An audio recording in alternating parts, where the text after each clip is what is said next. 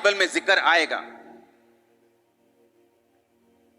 आपने गोलियत को, उसका जिक्र सुना, जब दाऊद ने गोलियत को मारा वो साइज में कितना बड़ा था। हाँ, उसकी फोटो है हमारे पास। दाऊद के नो कौन है अंदर? अनपढ़ व्यक्ति अंदर नहीं होना चाहिए। ये साइज है दाऊद और गोलियत का, रियल साइज। ये फोटो रियल है, मतलब रियल मतलब के रियल साइज है, ऐसा ही था। लेकिन जो अनाक वंशी थे, जो बड़े बड़े जाति जिसके बारे में बाइबल अभी जिक्र कर रही है, वो गोलियत से भी कहीं अधिक बड़े थे। उनकी फोटो दिखाना। ये है रियल, ये रियल फोटो है। मतलब रियल मतलब ऐसे दानव लोग पृथ्वी पे रहते थे। ये जो नीचे बंदा खड़ा है ये 6 फीट हाइट का है, और ये जो आप देख रहे हो ये अनाक वंशी है, जो कम से कम 20 फुट हाइट से भी ऊपर था। और बाइबल कहती जब इजरायली वहां पे गए तो उन्होंने कहा हम तो टिट्टे हैं, टिट्टे। उनके सामने तो हम बंदे भी नहीं नजर आते, हम टिट्टे लगते हैं। और तुम लोग ये कह रहे हो कि वहां पे जाकर हम सारी चीजों के ऊपर कब्जा कर लें, तुम्हारी बुद्धि कहां पे? जब परमेश्वर ने आपको अपने पास बुलाया तो एक बात याद रखो, आपका कनान देने से पहले, जो परमेश्वर ने वायदा किया है आपको देने से पहले, आपको जायंट्स का सामना करना पड़ेगा। इसीलिए 12 में से 2 विश्वासी ये कह रहे थे हम उनको मार लेंगे, हम वहां पे चढ़ जाएंगे, और 10 कह रहे थे कि नहीं, ये नॉनसेंस होगा उन पे चढ़ना। मैं आपसे क्वेश्चन करना चाहता हूं, आप उन 12 में से क्या 10 की तरफ हैं या 2 की तरफ हैं?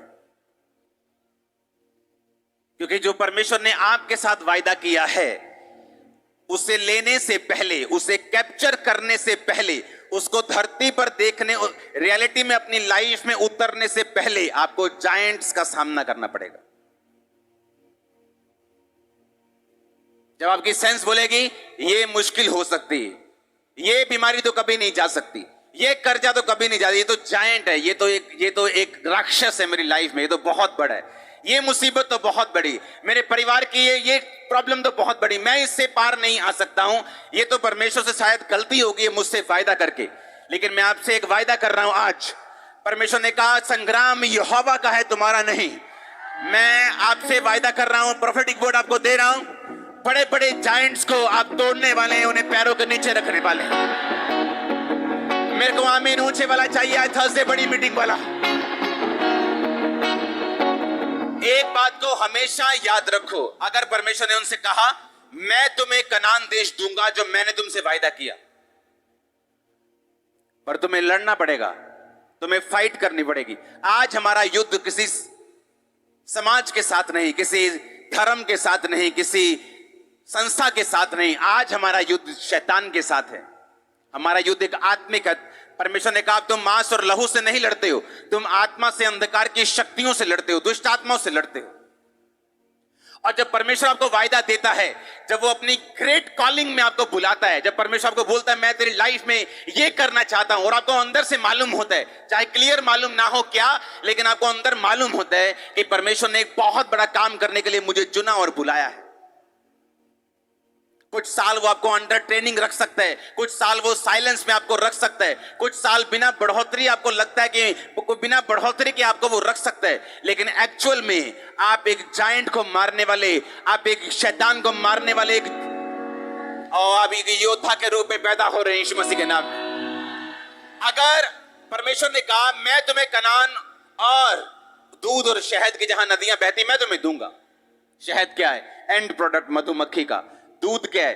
गाय का एंड प्रोडक्ट, बेस्ट प्रोडक्ट, जो एंड में सब कुछ समेट के जब एंड में प्रोडक्ट बचता है, शहद और दूध वो है। परमेश्वर ने कहा मैं तुम्हें बेस्ट देने के लिए मैंने तुम्हें बुलाया है। लेकिन एक बात याद रखो, जब तुम अपने बेस्ट को लेने के लिए जाओगे, तुम्हें रास्ते में जायंट्स मिलेंगे, तुम्हें मुसीबतें खड़ी हुई मिलेंगी, तुम्हें बीमारी का पहाड़ मिल सकता है, तुम्हें तकलीफ का पहाड़ मिल सकता है, तुम्हें निराशा का पहाड़ मिल सकता है, तुम्हें सताव का पहाड़ मिल सकता है, लेकिन तुमने फैसला करना है कि तुम 10 की ओर हो या 2 की ओर हो। 10 कहते वो नपीली जाति के अनाकवंशी, जिनके सामने हम 6 फुट के होके भी टिड्डे लगते हैं, और वो 20 फुट हाइट के दानव थे। वो बंदे नहीं उनको बोलते थे, दानव बोलते थे उनको। वो दानव थे, वो पूरी दुनिया में मशहूर थे। वो गोलियत भी उनके सामने छोटा लगता था।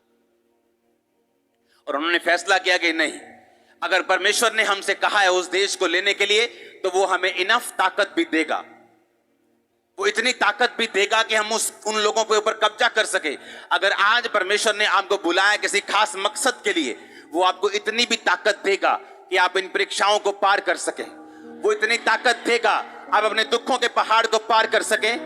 आपको इतनी वो ताकत देगा कि आप पूरी स्ट्रेंथ को हासिल करके जो काम परमेश्वर ने आपको करने के लिए बुलाया वो कर सके। आज रिसीव करो उस ग्रेस को, रिसीव करो उस स्ट्रेंथ को, रिसीव करो उस फायर को। आमीन हो चाहिए ताकत आती है चर्च। Hallelujah, hallelujah. ये परमेश्वर की मर्जी है आपकी लाइफ में।